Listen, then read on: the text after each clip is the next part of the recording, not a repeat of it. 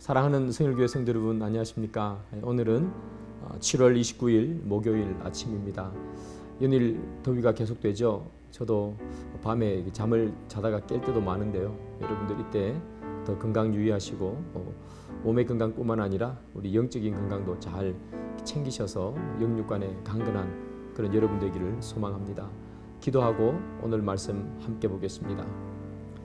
하나님, 오늘도 저희들에게 말씀을 주심을 감사합니다. 오늘 하루를 말씀으로 시작하기를 소망합니다. 하나님께서 다스리시는 오늘 하루가 되게 인도해 주시고 하나님의 말씀에 세밀히 귀 기울이는 저희들이 되게 도와주옵소서. 예수님의 이름으로 기도드립니다. 아멘. 네, 오늘 함께 보실 하나님 말씀은요, 느헤미야 11장 1절부터 36절까지 말씀입니다. 느헤미야 11장 1절부터 36절. 백성의 지도자들은 예루살렘에 거주하였고 그 남은 백성은 제비 뽑아 10분의 1은 거룩한 성 예루살렘에서 거주하게 하고 그 10분의 9는 다른 성읍에 거주하게 하였으며 예루살렘에 거주하기를 자원하는 모든 자를 위하여 백성들이 복을 빌었느니라. 이스라엘과 제사장들과 레위 사람들과 느디님 사람들과 솔로몬의 신하들의 자손은 유다 여러 성읍에서 각각 자기 성읍 자기 기업에 거주하였느니라. 예루살렘에 거주한 그 지방의 지도자들은 이러하니 예루살렘에 거주한 자는 유다 자손과 베냐민 자손 몇 명이라. 유다 자손 중에는 베레스 자손 아다야이니 그는 우시아의 아들이요 스가랴의 손자요 아마라의 정손이요 스바다의 현손이요 마할랄렐의 오대 손이며 또 마세야니 그는 바룩의 아들이요 골호세의 손자요 하사야의 정손이요 아다야의 현손이요 요아립의 오대손이요 스가랴의 육대손이요 실로 사람의 칠대손이라. 예루살렘에 거주한 베레스 자손은 모두 468명이니 다 용사였느니라. 베냐민 자손은 살루이니 그는 무술람의 아들이요 요에스의 손자요 부다야의 정손이요 골라야의 현손이요 마세야의 5대손이요 이리엘의 6대손이요 여사야의 7대손이며 그 다음은 갑배와 살레 등이니 모두 928명이라. 시그리의 아들 요엘이 그들의 감독이 되었고 하스누아의 아들 유다는 버금이 되어 성읍을 다스렸느니라. 제사장 중에는 요아립의 아들 여다야와 야긴이며 또 하나님의 전을 맡은 자 스라야이니 그는 힐기야의 아들이요 무술람의 손자요 사독의 정손이요 머라요스의 현손이요 아히두베의 5대손이며 또 전에서 일하는 그들의 형제니 모두 822명이요 또 아다야이니 그는 요로함의 아들이요 벌라야의 손자요 암시의 정손이요 스가랴의 현손이요 바스울의 5대손이요 말기야의 6대손이며 또 그 형제의 족장된 자이니 모두 242명이요 또 아마세이니 그는 아사렐의 아들이요 아흐세의 손자요 무실레모스의 정손이요 임멜의 현손이며 또 그들의 형제의 큰 용사들이니 모두 128명이라. 하그돌림의 아들 삽디엘이 그들의 감독이 되었느니라. 레위 사람 중에는 스마야이니 그는 핫수베의 아들이요 아스리감의 손자요 하사랴의 정손이요 분리의 현손이며 또 레위 사람의 족장 삽부대와 요사바시니 그들은 하나님의 전 바깥 일을 맡았고 또 아삽의 정손 삽디의 손자 미가의 아들 마따냐이니 그는 기도할 때에 감사하는 말씀을 인도하는 자가 되었고 형제 중에 박부갸가 버금이 되었으며 또 여도둔의 정손 갈랄의 손자 삼무아의 아들 압단이 거룩한 성의 레위 사람은 모두 284명이었느니라. 성 문지기는 악굽과 달몬과 그 형제이니 모두 172명이며 그 나머지 이스라엘 백성과 제사장과 레위 사람은 유다 모든 성읍에 흩어져 각각 자기 기업에 살았고 느디님 사람은 오벨에 거주하니 시하와 기스바가 그들의 책임자가 되었느니라. 노래하는 자들인 아삽 자손 중 미가의 현손 마따냐의 정손 하사바의 손자 바니의 아들 우시는 예루살렘에 거주하는 레위 사람의 감독이 되어 하나님의 전일을 맡아 다스렸으니 이는 왕의 명령대로 노래하는 자들에게 날마다 할 일을 정해 주었기 때문이며 유다의 아들 세라의 자손 곧 무세사벨의 아들 버다히아는 왕의 수하에서 백성의 일을 다스렸느니라. 마을과 들로 말하면 유다 자손의 일부는 기럇 아르바와 그 주변 동네들과 디본과 그 주변 동네들과 여갑세엘과 그 마을들에 거주하며 또 예수아와 몰라다와 벳벨렛과 하살수알과 브엘세바와 그 주변 동네들에 거주하며 또 시글락과 무고나와 그 주변 동네들에 거주하며 또 에느림몬과 소라와 야르무스에 거주하며 또 산화와 아둘람과 그 마을들과 라기스와 그 들판과 아세가와 그 주변 동네들에 살았으니 그들은 브엘세바에서부터 흰놈의 골짜기까지 장막을 쳤으며 또 베냐민 자손은 게바에서부터 믹마스와 아야와 베델과 그 주변 동네들에 거주하며 아나독과 놉과 아나냐와 하솔과 라마와 기타임과 하딕과 스보임과 느발랏과 로드와 오노와 장인들의 골짜기에 거주하였으며 유다에 있던 레위 사람의 일부는 베냐민과 합하였느니라. 아멘. 네, 36절까지 잘 따라 읽으셨죠? 오늘 본문 함께 보도록 하겠습니다. 1차 포로 귀환을 했을 때는 말씀드린 것처럼 성전이 완성이 되었고요. 3차 포로 귀환 때는 이 느헤미야를 중심으로 해서 성벽을 재건을 했습니다. 그래서 이 예루살렘의 성전과 이 성이 이렇게 다시 재건되어 있는 모습이죠. 성전과 성벽이 재건되었지만 그럼에도 불구하고 그 당시 예루살렘이라는 이 도시는 살기가 상당히 어려운 그런 동네였습니다. 전쟁으로 인해서 또 여러 가지 사정으로 인해서 예루살렘이 황폐화되어 있었고요.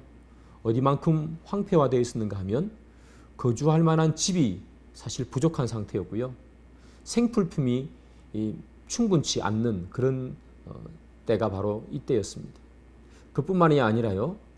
대적들이 때때로 시시로 침략을 했기 때문에 안전을 보장할 수 없었던 곳, 그곳이 바로 이 당시에 예루살렘이었던 거죠. 그러다 보니까 거기에 예루살렘에 거주하는 사람들이 많이 작았습니다. 느헤미야 7장을 제가 말씀을 드릴 때 그때 말씀을 드렸는데요.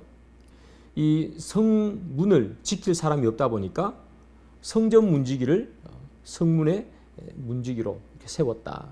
그리고 자기 집 앞에 있는 성벽은 자기가 지키게 되었다 하는 이야기를 말씀을 드렸는데요. 그렇게까지 한 이유는 이 예루살렘에 사람이 많이 살지 않았기 때문이고, 사람이 많이 살지 않았던 이유는 이 예루살렘이 여러 면에서 황폐화되어서 사람이 살기가 어려운 도시였기 때문에 그랬던 거죠. 당시 예루살렘은 그야말로 안전도, 풍부함도, 평안함도 줄 수 없었던 그런 도시였습니다.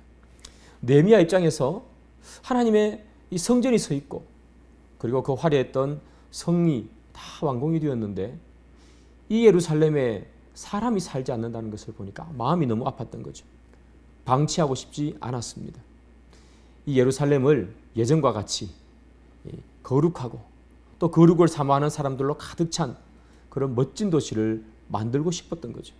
그래서 이 느헤미야와 다른 사람들은 결정하기를 이 예루살렘에 흩어져 있던 많은 사람들을 예루살렘으로 이주시키기로 결정을 했습니다. 그 당시 사람들은 이 예루살렘이 살기 힘들다 보니까 지방으로 다 흩어져 있었거든요.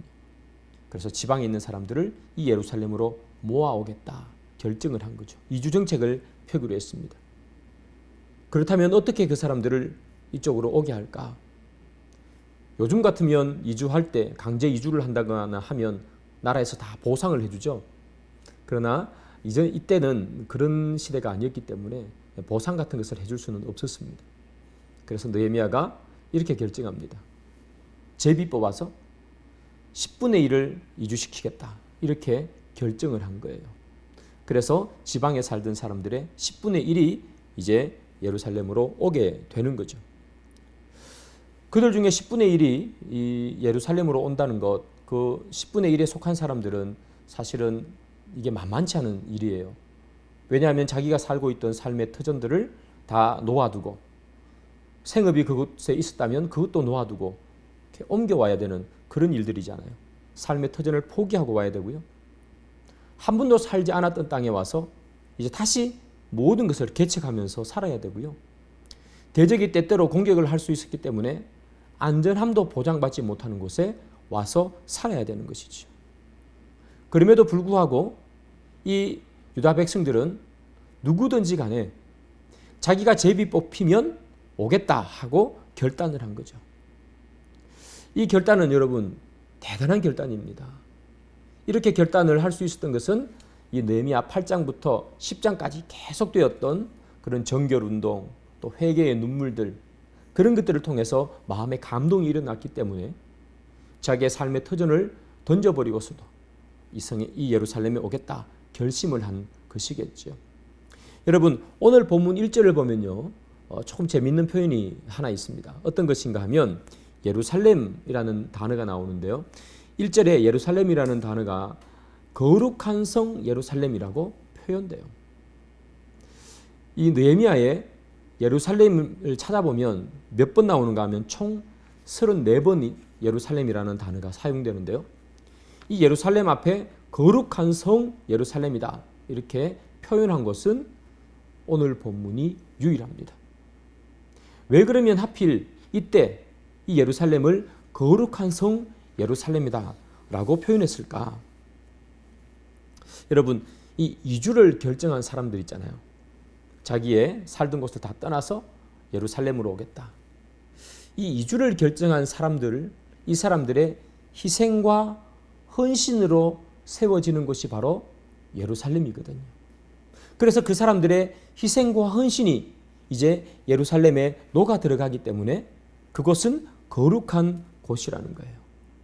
이 유다 공동체, 선민 공동체의 회복, 그리고 그 공동체의 성장이라는 그 하나의 목표 때문에 나 개인의 편안함과 안전함은 다 던져버리고 그런 것들을 희생하고 내가 예루살렘으로 오겠다. 그런 사람들이 살고 있는 곳이기에 그 예루살렘은 어떤 곳이 되는가 하면 거룩한 성 예루살렘이 되는 거죠. 이것을 보면서 우리가 알 수 있는 것은요, 거룩하다 하는 그 자체가 건물을 의미하지 않는다는 것을 알 수 있어요. 건물은요, 그 자체가 거룩하지 않습니다. 땅도 마찬가지입니다. 땅 그 자체가 그 땅은 거룩한 곳이야 라고 말해주지도 않습니다. 그 건물이 그리고 그 땅이 거룩해지려면 하나님의 영광을 위해서 희생하고 헌신하고 자기가 살던 곳까지 다 팽개치고 이주해 오겠다고 마음먹는 사람들 같은 그런 희생과 섬김의 정신이 있는 그곳이 바로 거룩한 곳이 되는 것이죠. 지금 이스라엘 백성들, 유다 백성들이 자기의 것을 포기하고 예루살렘으로 오는 거잖아요. 그러니까 그 땅이 거룩한 성 예루살렘이 되는 거죠. 우리도 마찬가지입니다, 여러분.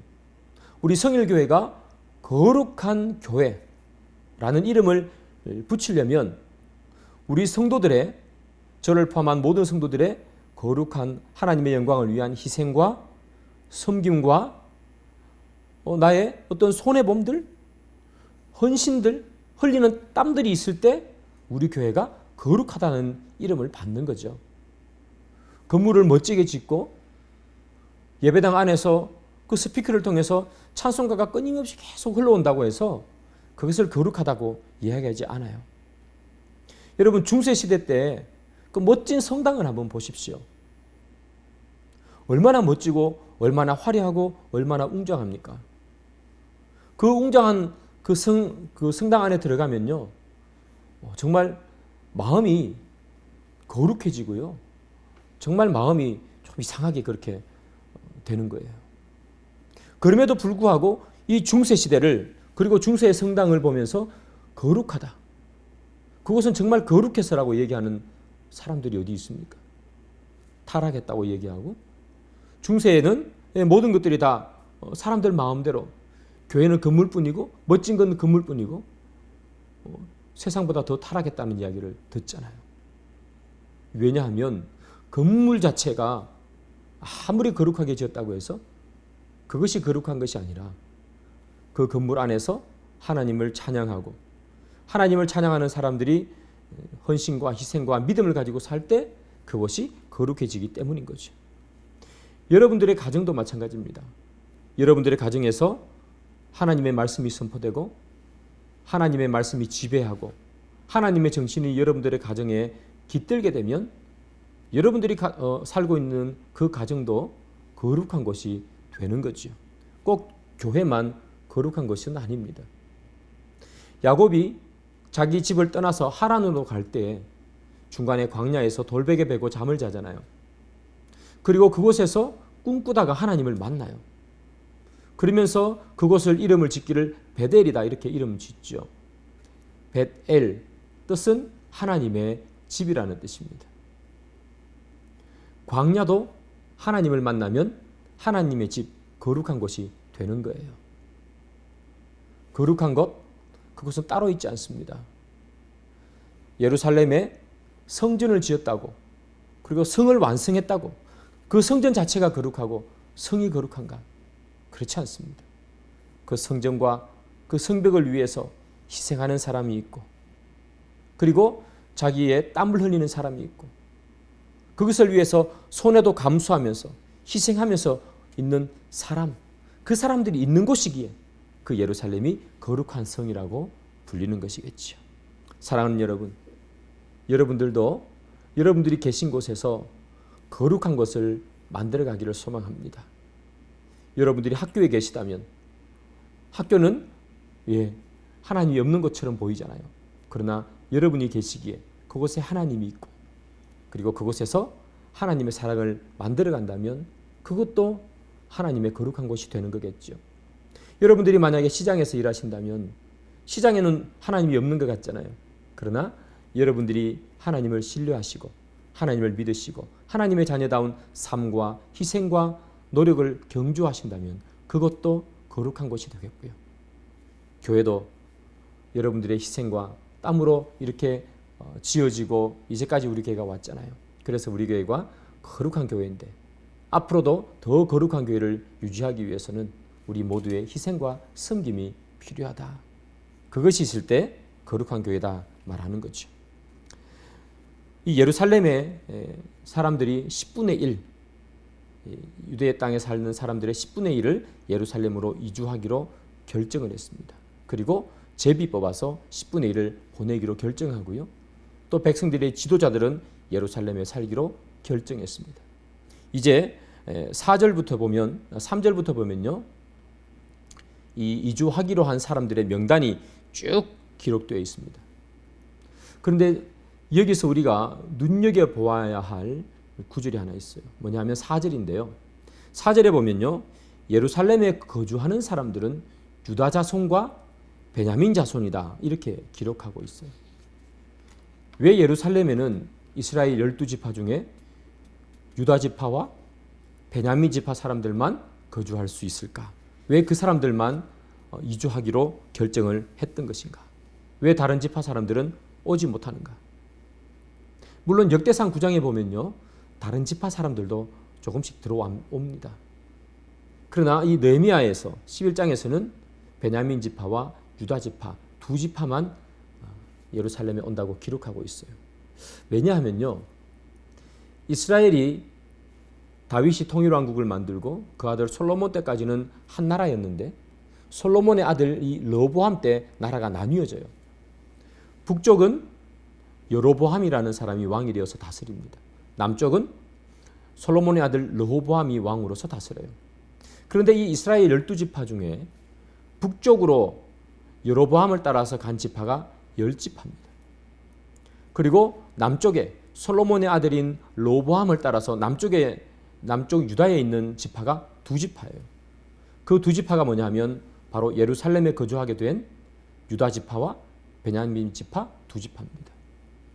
이 느헤미야가 유다 지파와 베냐민 지파 사람들만 뽑아서 예루살렘에 거주하게 만들었던 이유는 이 남과 북이 나누어질 때 이 북쪽은요 바벨론의 포로로 끌려가고 그리고 혼합 정책에 따라서 이방 사람들과 결혼하고 해서 순수성을 잃어버렸어요.